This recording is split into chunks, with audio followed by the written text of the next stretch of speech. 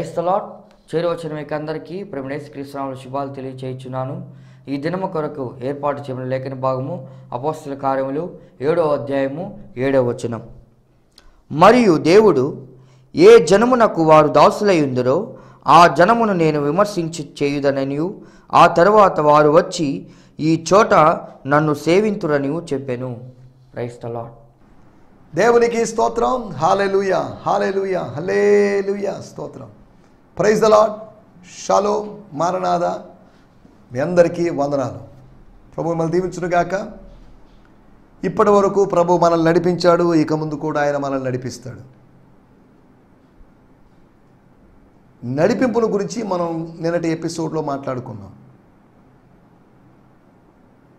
నడిపించలేకుండా ఉండునట్లుగా ఆయన బలహీనుడు కాలేదు, ఆయన నీరసిల్లిపోలేదు. ఆయన నడిపించగలడు. ఆయనకు జననము లేదు, ఆయనకు మరణం లేదు, ఆయనకు ఆది లేదు, ఆయనకు అంతము లేదు. కనుక ఆయన కొనకడు నిద్రపోడు. కనుక మనల్ని నడిపించగలడు.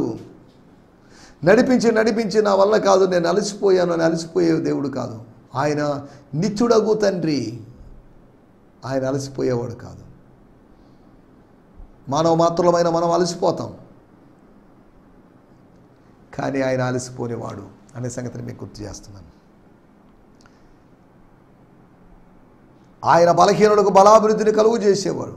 ఆయన వైపు ఎందరైతే ఎదురు చూస్తారో, కనిపెడతారో, స్తోత్రం, వారికి నూతనమైన బలాన్ని ఇచ్చే దేవుడు. దేవుని స్తోత్రం. హల్లెలూయా, స్తోత్రం. దయచేసి జ్ఞాపకం చేసుకోండి, నిన్న ప్రభు కృపను బట్టి కూడిక చక్కగా జరిగింది, రివైవల్ మీటింగ్ చక్కగా జరిగింది. ఈ దినపు చివరి రోజు అనగా second and final day revival మీటింగ్కి మిమ్మల్ని ప్రేమపూర్వకంగా ఆహ్వానిస్తున్నాం. నిన్న ఒకవేళ రాలేకపోయింటే ఈరోజు ఖచ్చితంగా కలుసుకోండి. నిన్న వచ్చిన వారు ఉంటే అంబేద్కర్ భవన్లో మీటింగ్ దగ్గరికి మీకు అందరికీ ప్రత్యేకమైన వందనాలు తెలియజేస్తున్నాను. ఈరోజు కూడా రండి, మిస్ చేయొద్దు. కనుక ఆ మీటింగ్లో కలుసుకుందాం, వాక్యం విందాం, ప్రేమ విందు ఏర్పాటు చేస్తున్నాం. అందరూ సంతోషంగా భోజనం చేసి వెళ్దాం. ఆత్మ సంబంధం మనమందరము క్రీస్తు శరీరములో అవయవాలమై ఉన్నాం. ఒకే ద్రాక్ష తోటలో పనివాళ్ళమై ఉన్నాం. నెల్లూరులో వేరు వేరు సంఘాలు ఉన్నప్పటికీ కూడా, వేరు వేరు డినామినేషన్లు ఉన్నప్పటికీ కూడా సంఘం ఒకటే, సార్వత్రిక సంఘం ఒకటే. The universal church is only one. Local churches, local representatives may be more, but the church of Jesus Christ is one. దేవుని స్తోత్రం. హల్లెలూయా.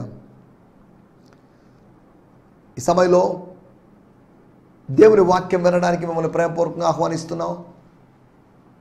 సాయంత్రం 6:30 నుంచి 9:30 వరకు జరిగేటువంటి కూడికలో పాల్గొనడానికి మీ కుటుంబ సభ్యులందరినీ ప్రేమపూర్వకంగా ఆహ్వానిస్తాం. మీలో ఎవరైనా రోగులుగా ఉన్నట్లయితే వారిని తీసుకునండి, ప్రార్థన చేస్తాం. యేసు నామములో ప్రార్థన చేద్దాం. అద్భుతం జరుగుతుంది. విశ్వసించిన దేవుని మహిమను చూస్తాం. మీరు నేను ఎంతమంది అయినా కానీ విశ్వసిస్తే దేవుని మహిమను చూస్తారు. దేవుని మహిమను చూడాల్సినటువంటి అనుభవం, దేవుని మహిమను చూడలేని గుడ్డితనంలో మనం ఉన్నాం. ఆత్మలో దేవుని మహిమను చూసేటువంటి సమయం కనుక అట్టి అనుభవంతో మనం ముందుకు సాగుదాం. రండి, మనం ఈ సమయంలో దేవుని వాక్యాన్ని విందాం.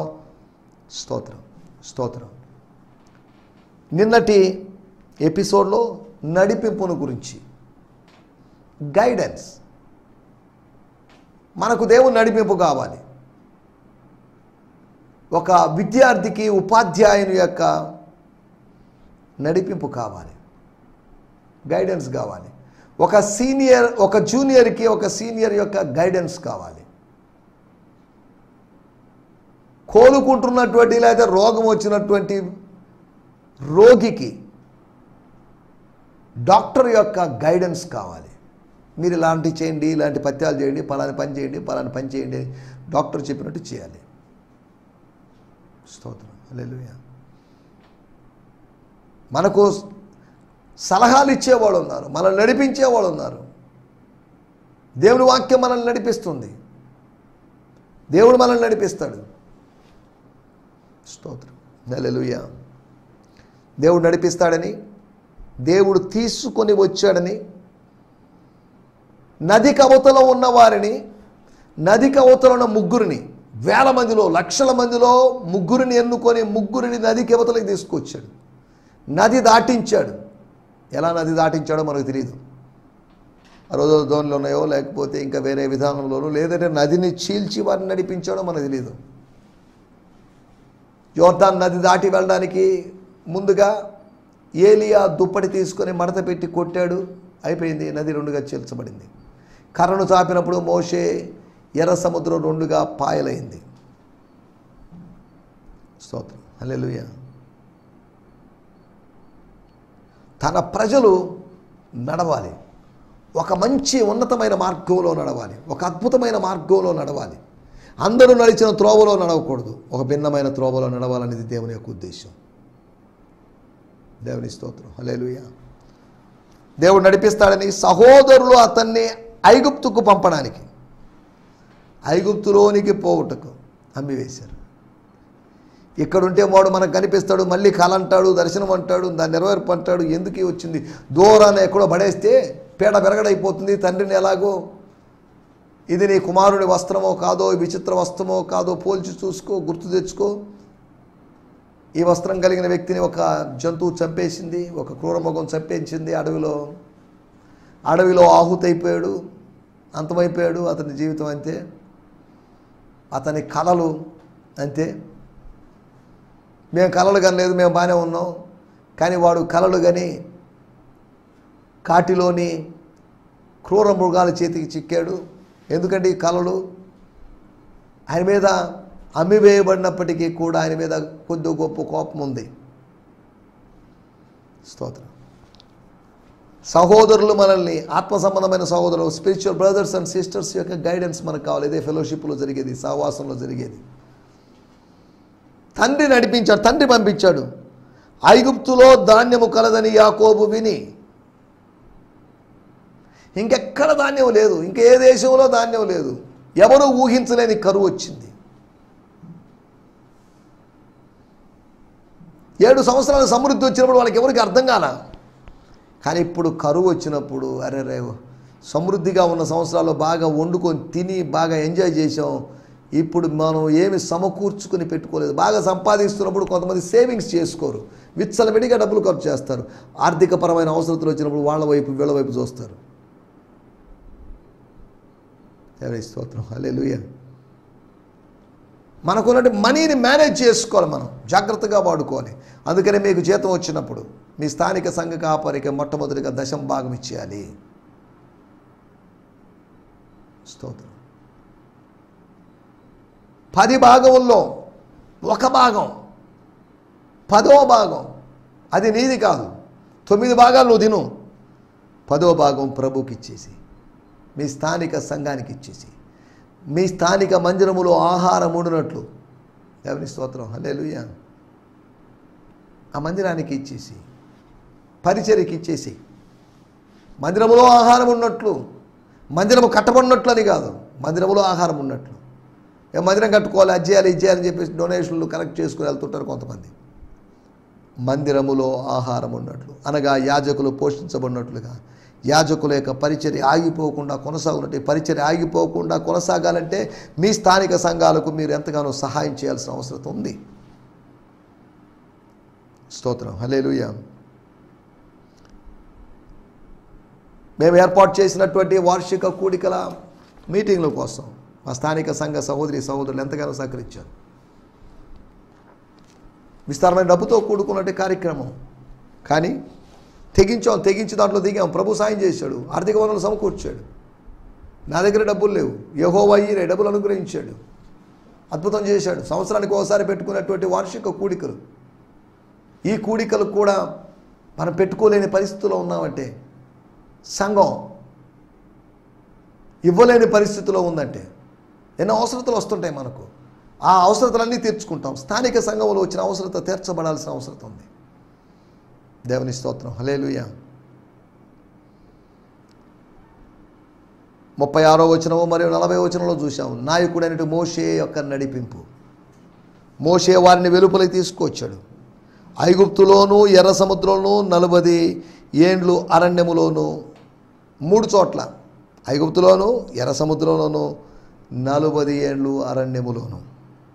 ఐగుప్తులోను అంటే 430 సంవత్సరాలు. 430 సంవత్సరాలు. ఎర్ర సముద్రంలో అంటే అది ఒక రోజులోనో లేదా 2 రోజుల్లోనూ జరిగి ఉండొచ్చు ఇన్సిడెంట్. అనగా 40 ఏండ్లు అరణ్యములోను. అనగా 430 ప్లస్ 40 470 సంవత్సరాలు మహత్కార్యములు సూచక్రియలను చేసి వారిని తోడుకొని వచ్చును. 470 సంవత్సరాలు దేవ కార్యాలు జరిగాయి. దేవుని స్తోత్రం. ఆ మహత్కార్యాలు సూచక్రియలు జరిగాయి కాబట్టి వాళ్ళు బయటకు వచ్చారు, లేకపోతే వచ్చిండేవాళ్ళు కాదు. అలా జరిగాయి కాబట్టి తోడుకొని రాగలిగారు, లేకపోతే తోడుకొని వచ్చిండేవాళ్ళు కాదు. మనం ఆలోచిస్తున్న విషయాలు. చివరి విషయం 7వ అధ్యాయము స్తోత్రం 39వ వచనంలో, ఇతనికి మన పితరులు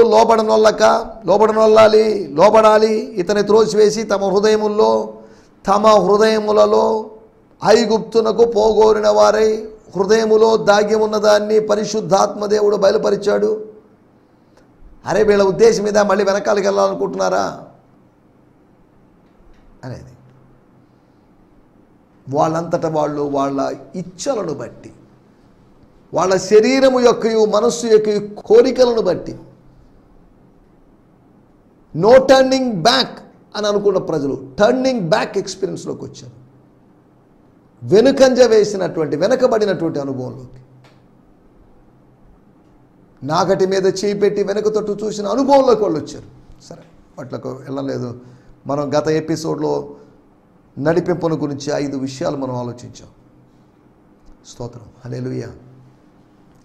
ఈ సమయంలో మన దేవుని వాక్యాన్ని ధ్యానించుకుందాం. నేటి దిన ధ్యానం కొరకు, ఈ దినపు ధ్యానం కోసం. For hour morning meditation let us go to Acts 7 and verse 7. అపోస్తుల కార్యములు 7వ అధ్యాయము 7వ వచనం. మరియు దేవుడు ఏ జనమునకు వారు దాసులై ఉందరో ఆ జనమును నేను విమర్శ చేయుదుననియు, ఆ తరువాత వారు వచ్చి ఈ చోట నన్ను సేవింతురనియు చెప్పెను. And the nation which enslaves them I will judge. నేను తీర్పు తీరుస్తాను, says God. ఈ మాట చెప్పింది దేవుడు. And after all this they will come out and serve me in this place. ఈ స్థలములో వాళ్ళు నన్ను సేవిస్తారు. ఈ స్థలములో నన్ను సేవిస్తారు అని చెప్పినప్పుడు ఈ మాట ప్రవచనాత్మకంగా చెప్పబడిన మాట.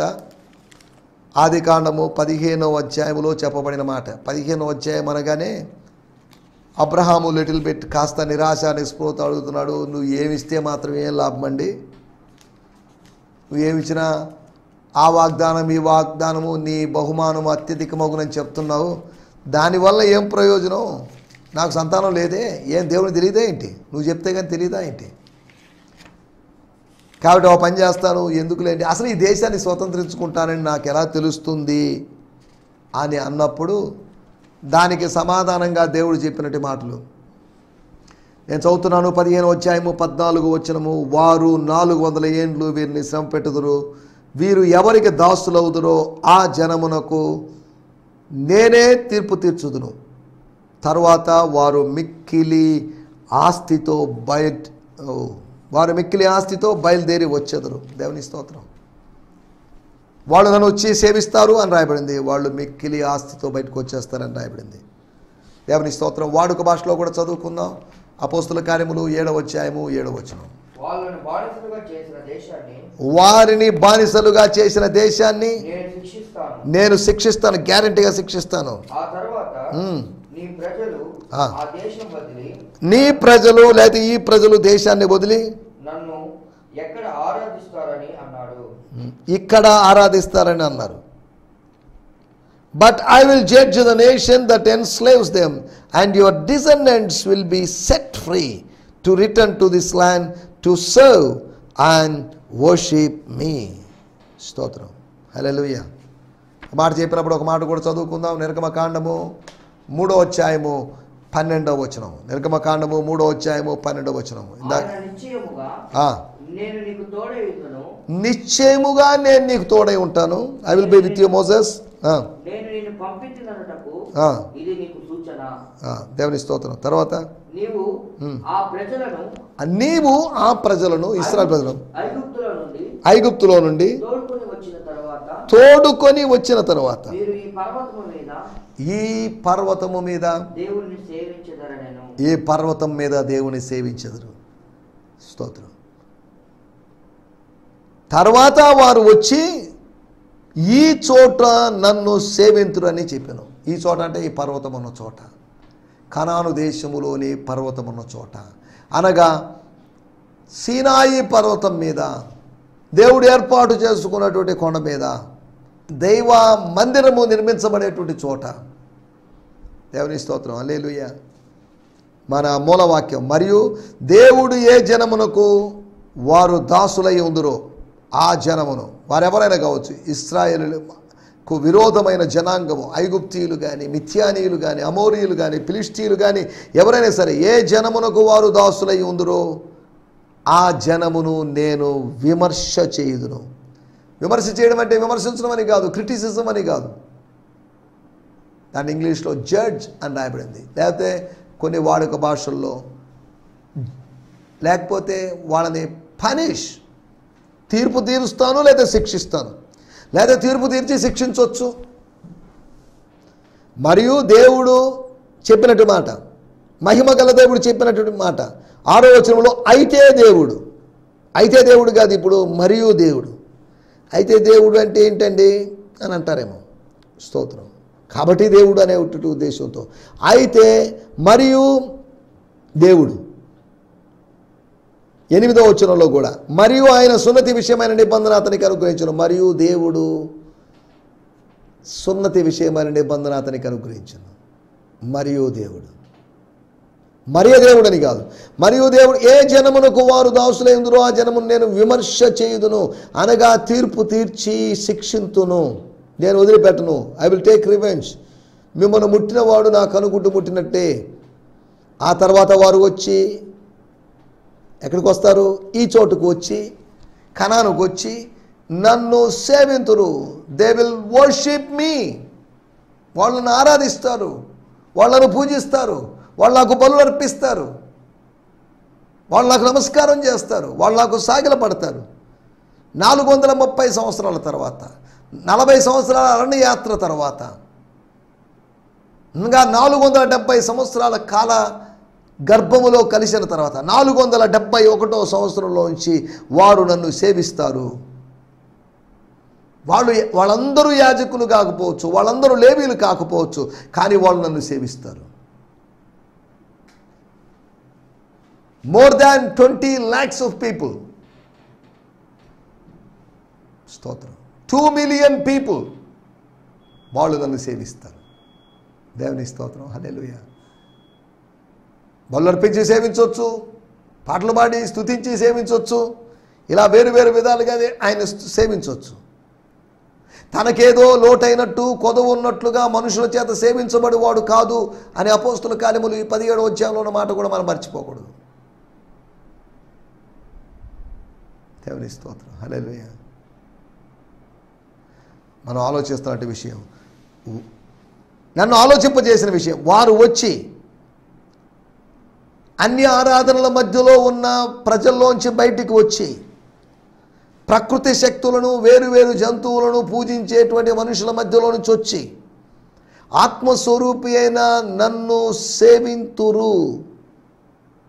They would worship. సేవించడం గురించి మనం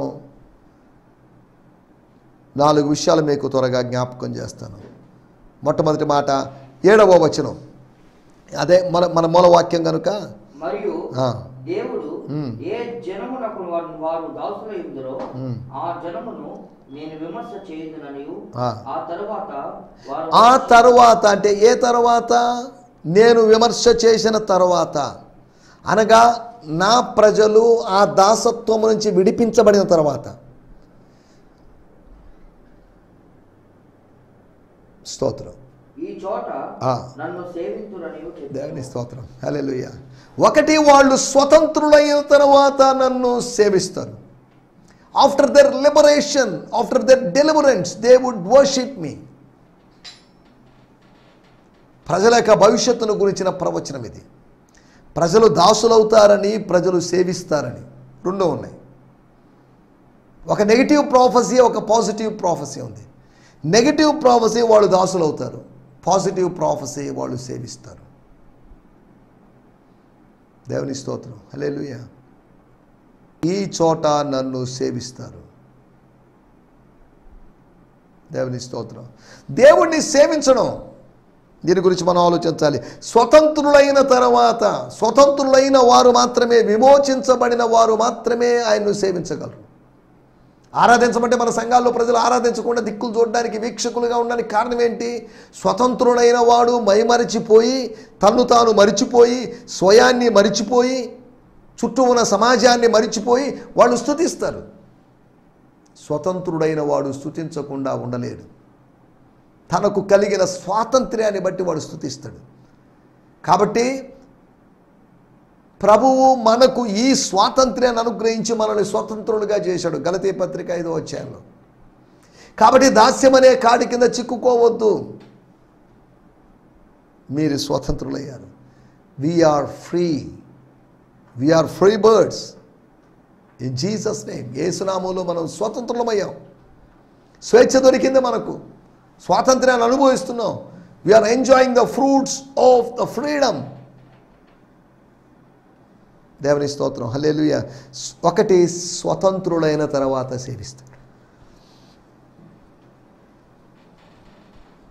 రెండో విషయం 5వ వచనం, ఆయన ఇందులో అతనికి పాదము పట్టునంత భూమినైనను స్వాస్యముగా ఇయ్యక, అతనికి కుమారుడు లేనప్పుడు అతనికి అతని తరువాత అతని సంతానమునకును దీనిని స్వాధీనపడుతునని అతనికి వాగ్దానం చేసెను. దేవుని స్తోత్రం, హల్లెలూయా. స్వాధీనపరుతునని వాగ్దానము చేశాడు. స్వాధీనం ఏంటి? పరాధీనములో ఉన్నదాన్ని స్వాధీనం చేయాలి.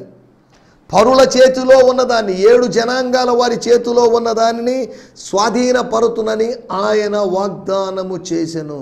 వాగ్దానం చేసిన వాడు నమ్మదగినవాడు. వాగ్దానం చేసిన వాడు విశ్వమునకు సృష్టికర్త. వాగ్దానం చేసిన వాడు వెర్రివాడు కాదు. స్తోత్రం, హల్లెలూయా. అతని తరువాత అతని సంతానమునకు దీన్ని స్వాధీనపరుతునని అతనికి వాగ్దానం చేసిన. హీ ప్రామిస్డ్, ఒక వాగ్దానం చేశాడు. నీకు ఇస్తాను, నీ సంతానం వారికి ఇస్తాను, స్వాధీనపరుస్తాను. స్తోత్రం, హల్లెలూయా. ఇజ్రాయెల్ దేశాన్ని లేకపోతే కనాను దేశాన్ని వాళ్ళు స్వాధీనపరుచుకుంటారు. వాగ్దానం. సాత్వికులు ధన్యులు, వారు భూలోకమును స్వతంత్రించుకుందురు. కానీ అతనికి పాదము పట్టునంత భూమి అయినను స్వాస్థ్యముగా ఇవ్వలేదు. కానీ అతని సంతానానికి వాగ్దానం చేశాడు. ఆదికాండము 23వ అధ్యాయం అయితే 24వ అధ్యాయం. మక్పెలాలోని గుహ తన భార్య అయిన శారాని పాతిపెట్టుకోవడానికి ఒక స్థలం, హేతుకుమారుల దగ్గర కొన్న స్థలం తప్ప స్వాస్థ్యముగా అతనికి ఏది లేదు. స్వాస్థ్యం లేదని ఆయన ఇప్పుడు బాధపడలేదు. యెహోవాయే ఆయనకు స్వాస్థ్యం అన్నట్టుగా జీవించాడు. ప్రతి లేవీయుడు కూడా యెహోవా మా స్వాస్థ్యం అనుకుంటాడు. స్తోత్రం. నా పానీయ భాగము నీవే, నా పానీయ భాగము నువ్వే కాపాడుచున్నావు. You are my portion, you are my cup, you are my inheritance. స్తోత్రం, హల్లెలూయా. మనం ఆలోచిస్తున్నట్టు విషయాలు. రెండో విషయం, స్వాస్థ్యమును పొందిన తర్వాత వాళ్ళు సేవిస్తారు. ఒకటి స్వతంత్రులైన తర్వాత, రెండోది స్వాస్థ్యమును పొందిన తర్వాత, మూడోది మొదటి తెస్సలోనిక పత్రిక 1వ అధ్యాయము 9-10 వచనాల్లో రాయబడింది. ఓ తెస్సలోనిక విశ్వాసులారా, మీ దగ్గర మాకు ప్రవేశం ఉంది, ఎంట్రన్స్ జరిగింది, మీరు మమ్మల్ని ఆహ్వానించారు. ఓకే, అక్కడ జనులు మమ్మల్ని గూర్చి తెలియజెప్పుచున్నారు. మరియు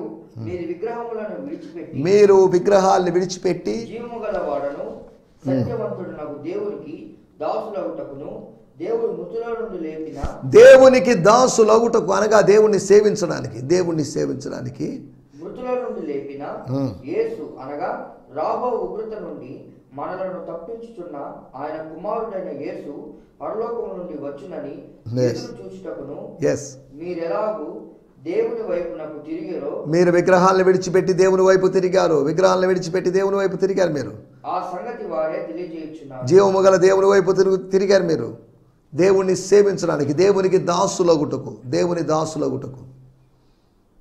We become servants. To become servants, we are saved. We were saved.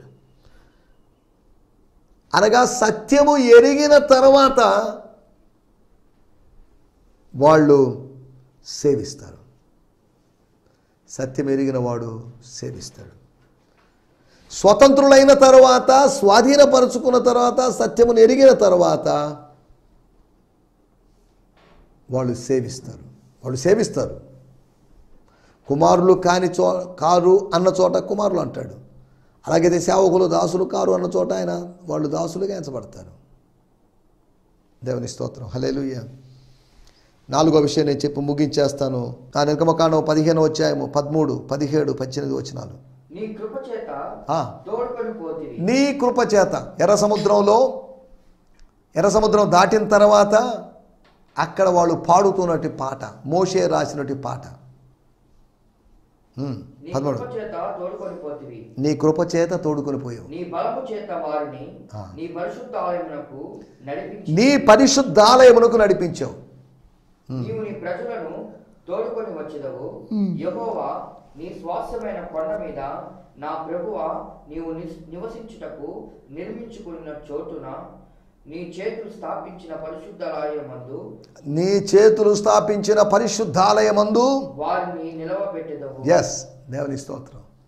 ఈ 2-3 వచనాల్లో, లేదా 13, 17, 18 వచనాలు, ఈ 3 వచనాల్లో దేవుడు తన ప్రజలను ఎక్కడికి నడిపిస్తాడో, వాళ్ళ డెస్టినీ ఏంటి? చిరకాలము నేను యెహోవా మందిరంలో నివాసం చేసిందని భక్తుడు అన్నాడు. దేవుణ్ణి సేవించేటువంటి అనుభవం స్వతంత్రులైన తర్వాత, అంతేకాకుండా స్వాధీనపరుచుకున్న తర్వాత, సత్యమును ఎరిగిన తర్వాత సూచక్రియ జరిగిన తర్వాత వాళ్ళు ఆయన్ని సేవిస్తారు. మనం కూడా సత్యాన్ని ఎరిగి స్వతంత్రులమై స్వాధీనపరుచుకుంటూ సూచక్రియలు చూస్తూ ఆయన్ని సేవిస్తూ ముందుకు సాగడానికి ప్రభు మనకు సహాయం చేయనుగాక. ఆమేన్. హల్లెలూయా, హల్లెలూయా. మీ అందరికీ వందనాలు.